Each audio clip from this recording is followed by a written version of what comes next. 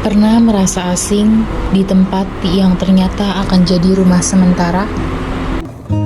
Lama-lama rasa sulit disuka. Semua hal besar selalu dimulai dari langkah kecil. Setelah 1 bulan di sini, langkah pertama kami di Desa Kerjo bukan membangun fisik, tapi membangun hati, menyapa, menyimak, dan belajar mengenal mereka satu persatu.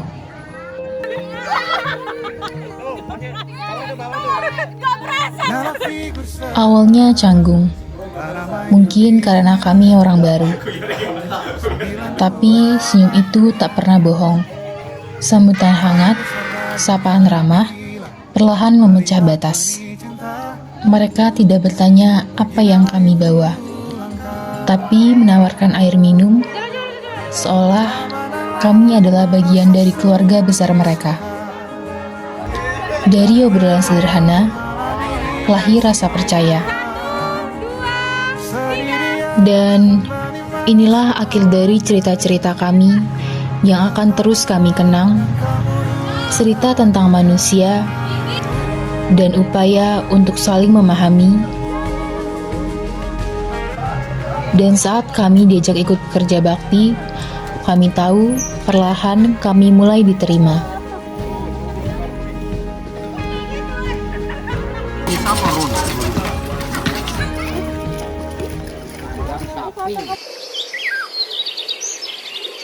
Di balik gemur kota dan hiruk-pikuk dunia modern, masih ada tempat yang nyaman, tenang, dan penuh makna.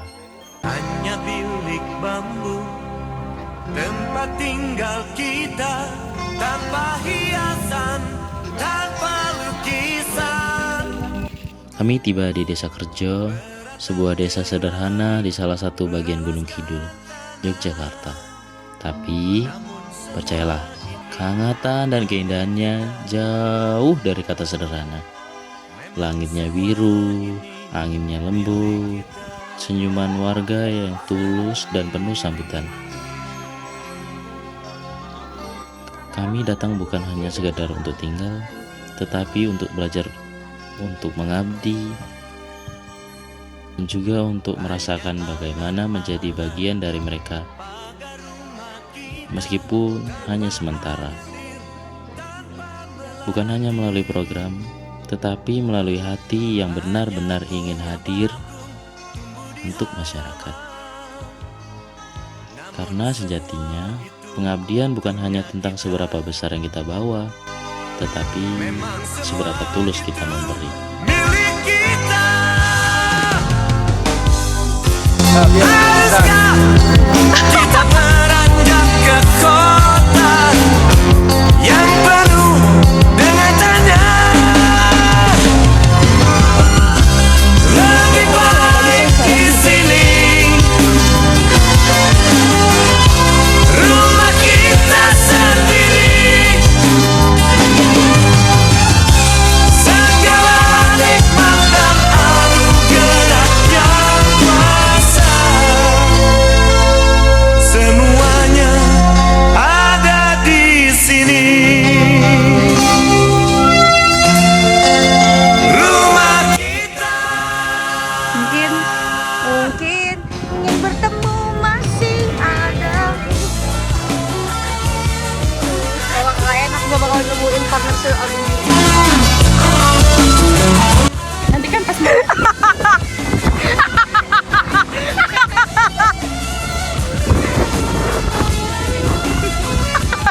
kayak listrik cuy.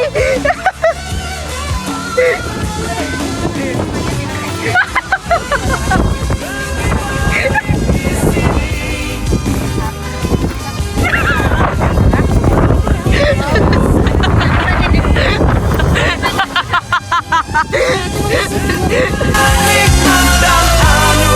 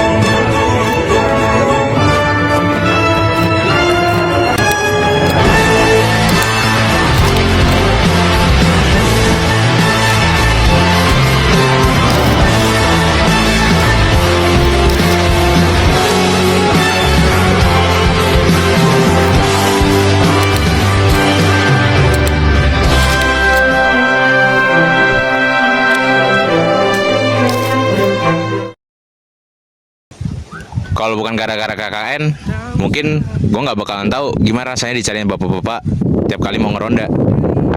Setiap kali kita keluar rumah pas malam, pasti selalu ditanyain, "Mas mau kemana? Sini mampir dulu.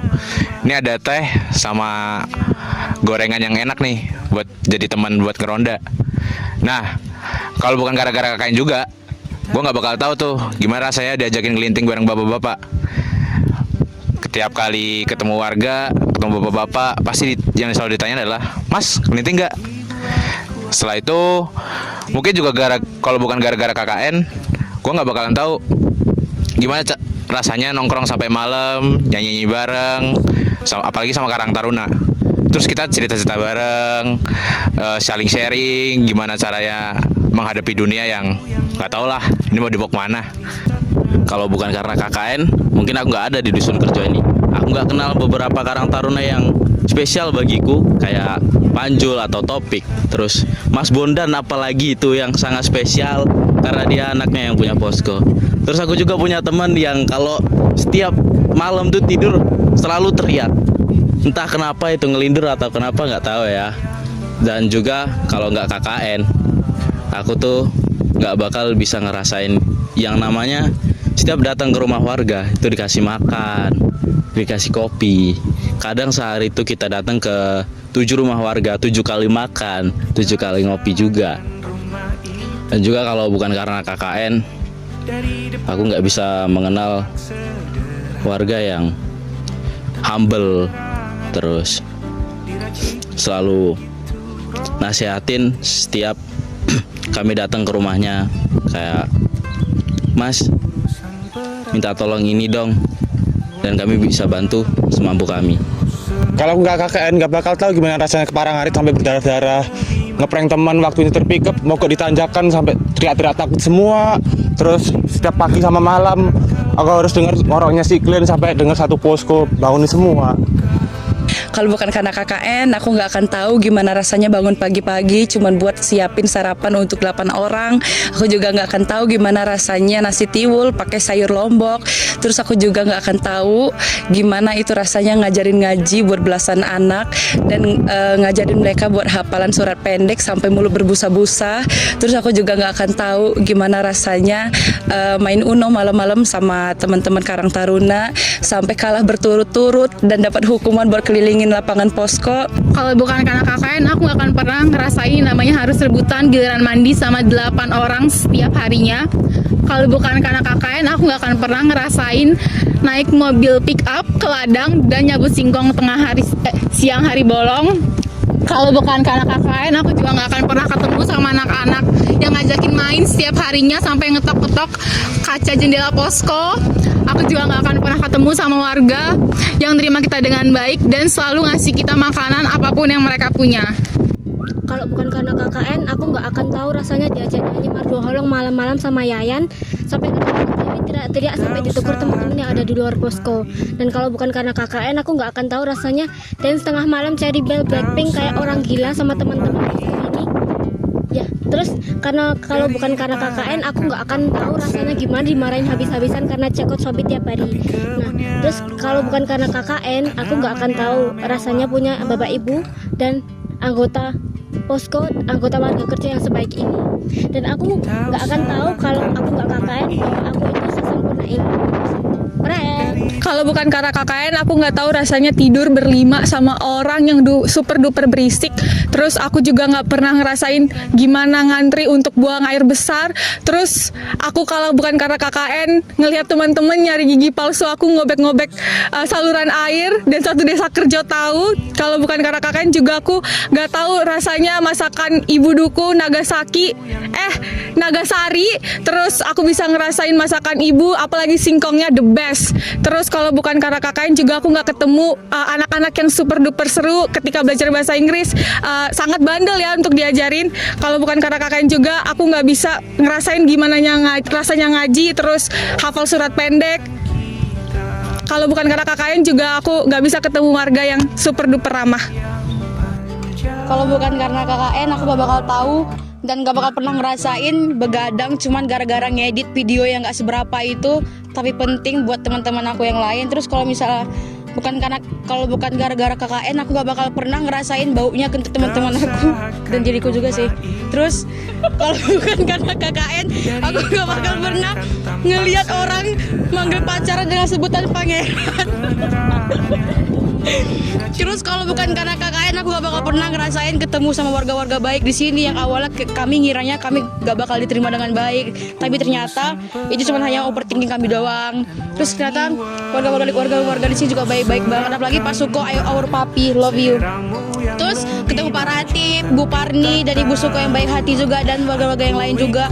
Terus kalau bukan karena KKN juga aku gak bakal ketemu dengan karang-karang ternak yang baik. Boleh kamu keliling dunia